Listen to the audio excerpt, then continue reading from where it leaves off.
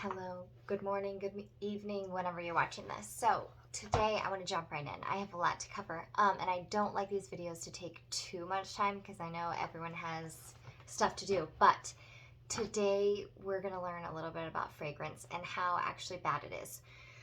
So 30-second backstory. So my husband and we have had some health issues over the last 5 years, but after trips to the doctor or whatever, it came down to they couldn't tell us what was wrong, and I knew it had to be more than like food and exercise because we're both pretty healthy.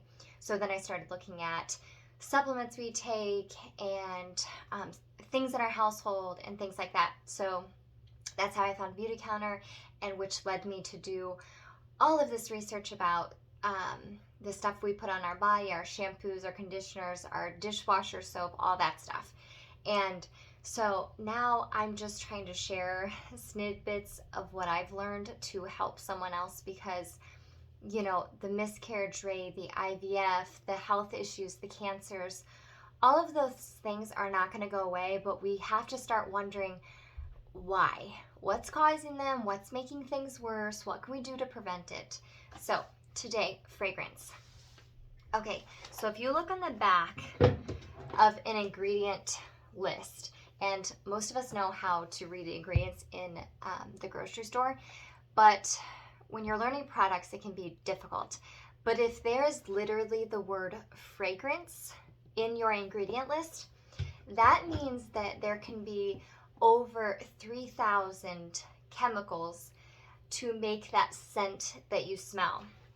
And the problem with that right now is that companies actually don't have to tell us what is in that fragrance, like the ingredient list within that fragrance, that 3,000 up to chemicals.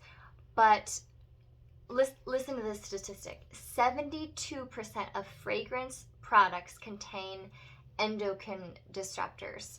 So I looked up what endocrine disruptors actually meant on Wikipedia last night, and it means that it changes the natural function of our endocrine system. And the endocrine system has to do with reproductive and our hormones and things like that. So 72% of fragrant products are actually messing with that. So people like me that have unexplained infertility and tests were done and everything else came back normal range, which isn't optimal. Okay, it's normal. We wonder why. So 7 out of 10 people, it's messing with your hormones. 41% of women say they wear perfume daily, which that's so many crazy things in perfumes, like whale vomit, that musky smell that we like our men's, deodorant or aftershave or cologne to smell like. Some of that could be whale vomit. Crude oil. Stearin is an ingredient that is found in cigarette smoke and car exhaust, which is used in a lot of sprays like the cologne. Ingredients like formaldehyde is another one. And a lot of these things like whale vomit, like beaver anal glands, by the way, is in a lot of raspberry flavored food, but it also in perfume and stuff, it has that vanilla scent. Labels can be misleading because they can say all natural and they can get away with that, but all natural could mean whale vomit. It could mean beaver anal glands. That's not a joke. You look it up, okay?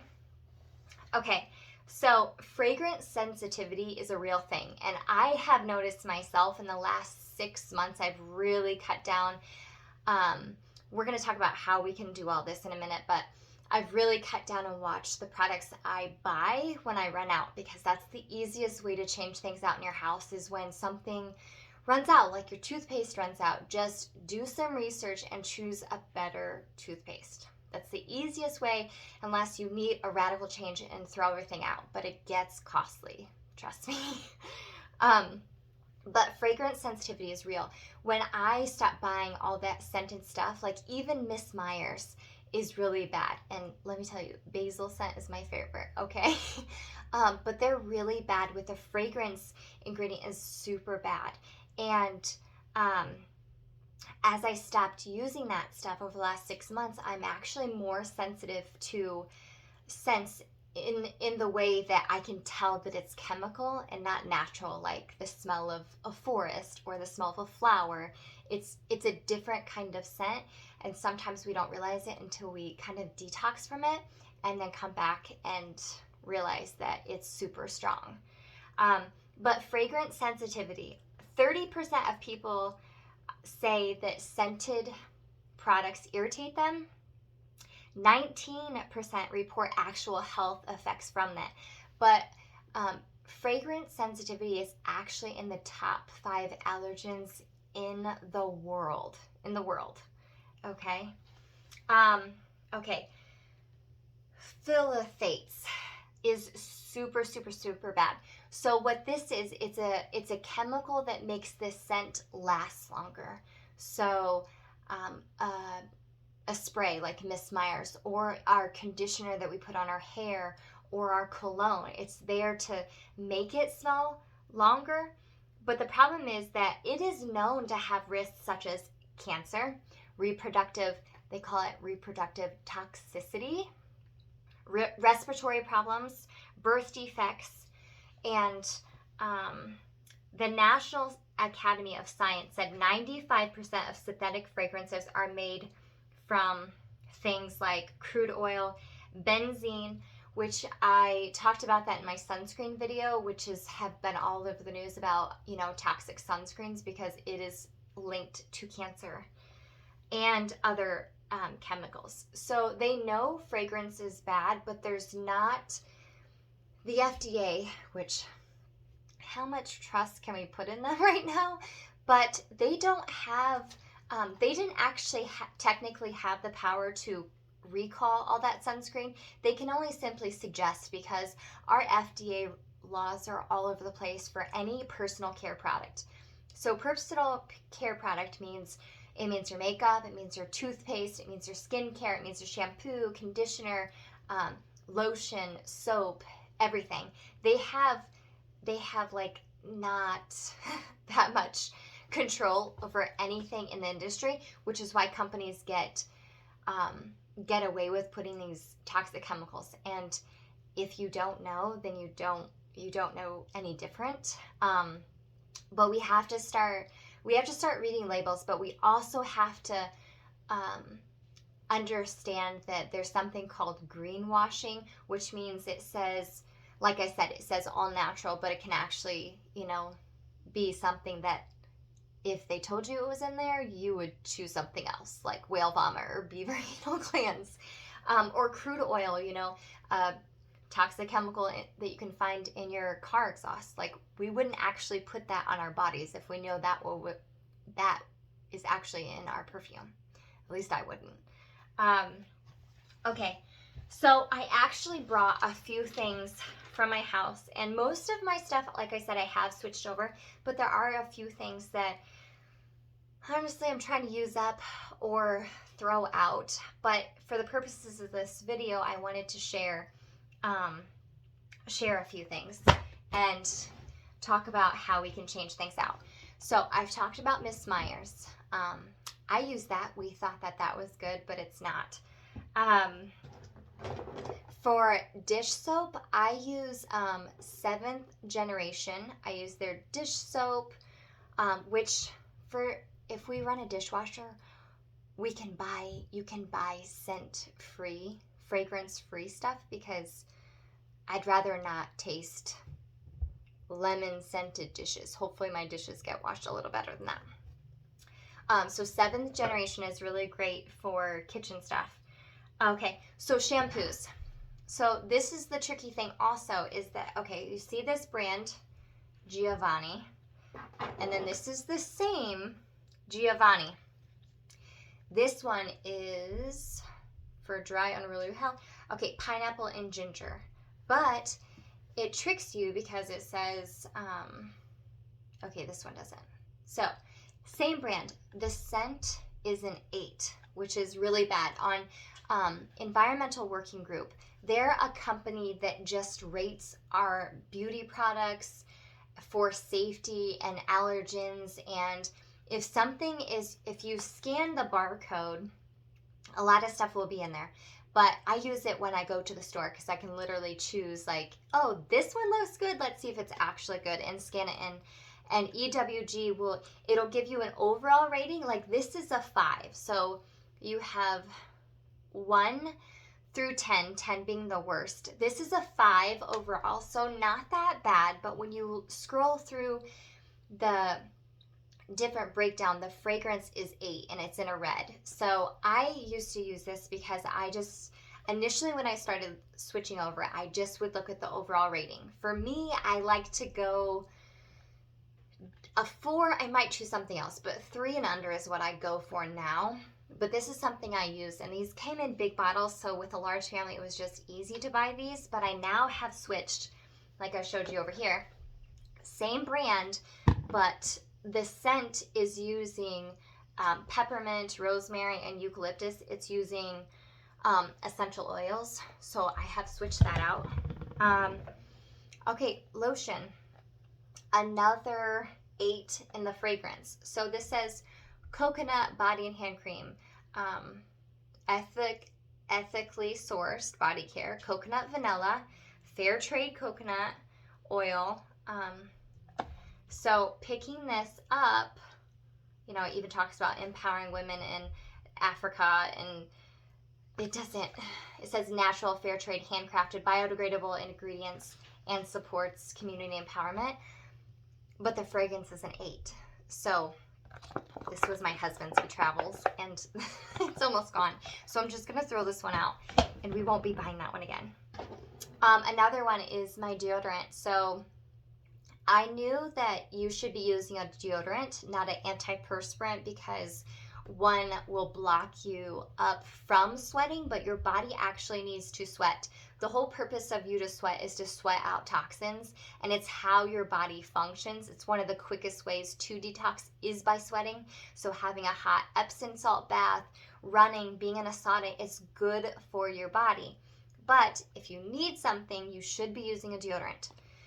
So I was using this. It says non-GMO, aluminum free, which we all know that we need aluminum free, right? We need aluminum free. I just thought this was good because it uses like witch hazel, grapefruit seed extract, a lot of the ingredients I can actually pronounce.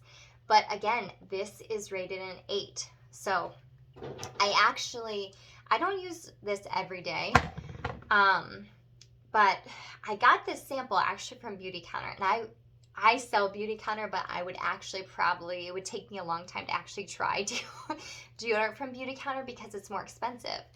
But it's more expensive because this is a sample size, not a real full size, okay? But ours actually it comes in a case, but then the scent, the deodorant, is refillable. So it's less waste, plastic going into the dump. So initially it's a little bit more expensive, but you can refill the tubes with another scent. And I think we have 3. We have rose, this is lavender, and then we have a coconut one. And I would actually not have chose lavender because I know a lot of people love the smell of lavender. I do not, but I would buy this one again. It's very, very low scent, like mild. And even when I use it, I don't like smell that smell all day long because I think that would bother me too. So deodorant, I'm now, after I run this out, I'm gonna buy another deodorant. And then another soap, again, this is called the Grandpa Soap Company. Not all of the scents are safe. This is the witch hazel, and it is, I think it's rated a 3. This is also a 3. So I switched those out, and I have switched, like I said, about the kitchen and stuff. I have switched other stuff out in my home, but I don't have the old stuff to show you. I wish I would have kept records, but it goes to show you. Oh, I have one more. So this is a curl cream for me and the girls, and it says, you know, moisturizing, softening, says no mineral oil, no petroleum, enriched with shea butter, olive oil. So upon first, I should have known because it's blue. I ordered it online though. So that's your first hint. But it has a really strong scent. But I'll probably end up throwing this out, to be honest, because this is it's an 8. Even though I bought it just looking online because it says no mineral oil, no petroleum, shea butter, olive oil. But it goes to show you that you can't just look at a label and decipher if it's really safe or not. That's why we have companies like EWG. So what can we do? First off, use EWG. I highly, highly, highly recommend that. The other one is when you buy stuff like for cleaning and stuff, not always, don't quote me, not always, but if you go with plant-based or essential oil, that's probably like your highest, quickest. If you don't have your phone or don't have access, you could probably be safe knowing if you grab something that is essential oil or plant-based or fragrance-free, because then you know that you don't have any kind of fragrance issue, because there are actual people that have to use fragrance-free stuff because of the sensitivity. It is a real thing. The other thing is California did pass a fragrance-free bill back in October 2020, but it doesn't roll out, of course, because laws take a while. It doesn't roll out until January 2022, so in another few months. But the thing about that, it's only giving us the opportunity to look at ingredients that are in a fragrance. It's not actually changing the law in the sense that they can't put reproductive cancer-causing ingredients into our stuff. It's the law, what I've read anyway, is it means that we now will have access to that list of fragrance. You know, we said fragrance, the word fragrance can mean up to 3,000 ingredients. So now companies will have to roll out and give us options, kind of like when fast food had to give us our calories when we went, so we can make better choices. That's what this law is. It's just not into effect until January of next year. So I know that was a lot of information. I like to try to make these as short as possible because I know people want to get information and not have a lot of fluff. So I hope I helped you. If you have any questions, if you want to switch out your makeup or your skincare or your body lotion, Beautycounter even has a shampoo and conditioner. I haven't tried it, so I don't know. But I love the skincare. I became a consultant, and then I started using the makeup and the body care, and my husband uses the face wash and stuff. So I really love it. I love that aspect of they give us so much education if we choose to learn more, which is what I've done, and it has made me so much more passionate about telling other people how dangerous our products can be without us even knowing, if we don't know what to look for. So again, I hope this was helpful. If you want to leave me a comment or you want to chat, message me. If you want some product recommendations I know I went through all my stuff quickly. I'm here to help. Really, I am. So if you need anything, you let me know, and we'll talk soon.